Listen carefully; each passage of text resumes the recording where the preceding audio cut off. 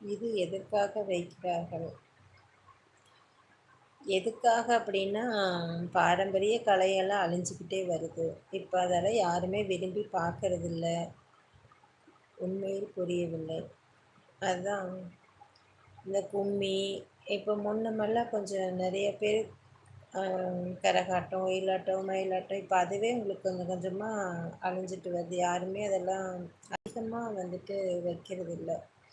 அதே மாரி இந்த கும்மியும் யாரும் மறந்துறக்கூடாது அப்படிங்கிறதுக்காக இந்த தலைமுறையினருக்கு எல்லாரும் சொல்லிக் குடுக்குறாங்க. இது வருங்காலத்திலயும் தொடரும்னு நான் நெனைக்கிறேன். இது வந்து நிஜமாவே ஒரு நல்ல எக்ஸர்சைஸ் மாதிரி தான். நல்லா குனிஞ்சு, நிமிர்ந்து